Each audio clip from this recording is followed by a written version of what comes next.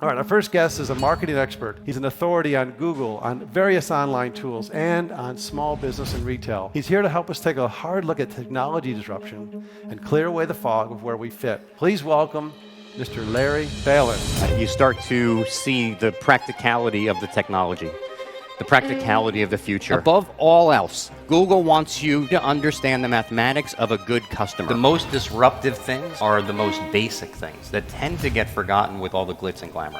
He's spoken for companies like Microsoft, UPS, General Electric. And he's a best-selling author, top-rated keynote speaker. He is regularly featured in USA Today, CNN Money, Fortune, Fast Company. He's going to kind of spill the beans on some secrets that no one else is willing to tell you. That's true. That.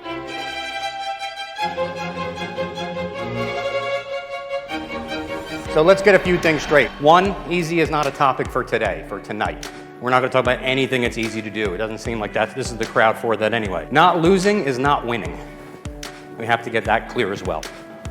And third, in our connected world, second is never very far from first. That being said, I have 106 slides and I have 45 minutes in which to present them. It gives me 25.471 seconds per slide. So buckle up.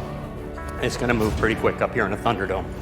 52% of people, your customers, will have higher expectations this year than they did last year. Has your output increased by 52%? Yeah. It's not enough to be found nowadays. You still have to be chosen. Yeah. And maybe disruption or technologies that your industry is not using or competitors aren't using, maybe that gets you some attention. But if you forget about the thing that that's really meant to do, is the attention is supposed to allow me to make that connection, to build the relationship, to be chosen. If you don't get chosen, it doesn't matter how many people give you a thumbs up or like you or look at your video or any of those types of things, or download your app, you're still not being chosen, you're still not going to be in business. There are 41 varieties of Tide. Only 2 are delicious. 41 varieties. 41 varieties of Tide. It is a very noisy world we live in. Your customers, the average American, is exposed to 1,000 marketing messages daily. 999 not counting this one. It's a lot. Your customers are bombarded, and every day, more and more and more people want a piece of their attention. So what chance do you have? You have to be better at grabbing your piece of their attention. That you cannot possibly be a good marketer, not even remotely close to being a good marketer, if you don't understand sales. How can you market to someone if you don't know why people buy in the first place? Sales teaches us those things. So today we market based on what they've already done. So when someone buys a guitar from you, you probably want to market other things to them based on that action. Strings, cases, lessons, what have you. That's today. Tomorrow, it's about what they will do. So what has to happen before someone buys their first guitar? What happens in their lives? Do they turn a certain age?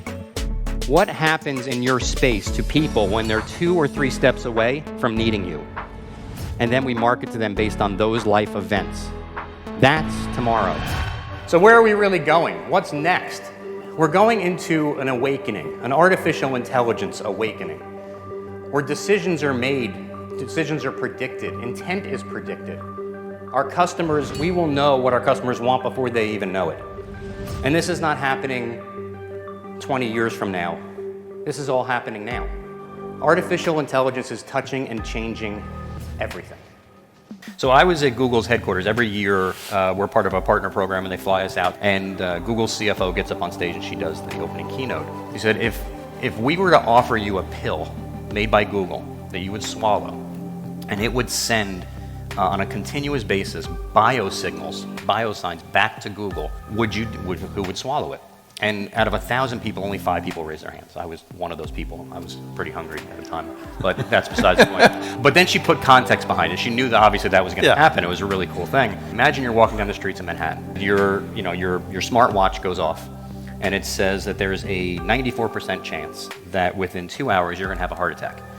Please sit down. An ambulance has already been called, and your calendar's been cleared. And then everyone's hand went up, because when faced with extending your life, you're way willing to give up some privacy for those types of things. And I don't know what happened after that show. We went to this big party that Google threw. I don't remember much about it, but my watch keeps telling me to stop eating French fries. So I don't know what happened. So in 2020, millennials will turn 40. That makes them, people. So they will have the same problems that we have. They'll have a mortgage, and they'll have car payments, and they'll have kids. And if you haven't adjusted for them yet, it's over, Johnny. That's it. It's no more time to adjust for millennials. It's time to shift gears, because here comes Gen Z. So if you're going to do something, prepare here. Prepare for this now. Because Gen Z has been connected from birth. They're born 95 to 2009. That's that generation. Connected from birth. They don't have a world without mobile phones. They don't have a world without the internet. They don't have a world without bots. They don't have a world that they can't get everything they want. They spend 4 hours a day on social media, 2 hours on YouTube. They have an 8-second attention span, the same as a goldfish. You laugh. But it's a very highly tuned 8 seconds. It's an amazingly high-tuned 8 seconds to get rid of garbage and in with the information they need. It's a 8-second filter, not even an attention span. It's a filter for crap that they don't need to know.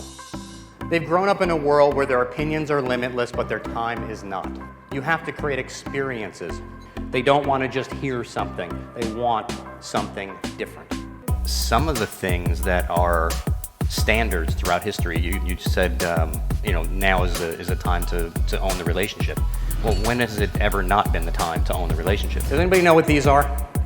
These are Amazon Dash buttons. There are hundreds of them.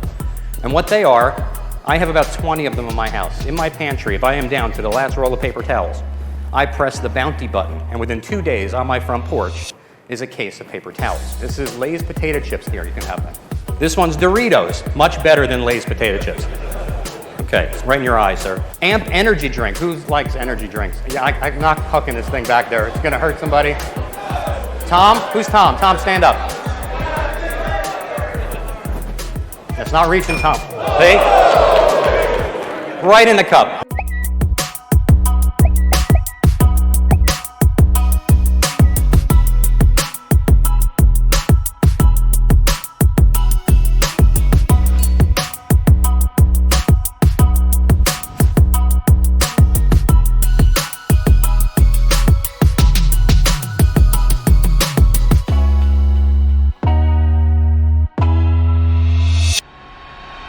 You're seeing a glimpse of the future, but it's up to you whether you believe that it's a future or not. Not everybody takes advantage of the future. It's statistically a small percentage of you will take advantage of what's coming in the future.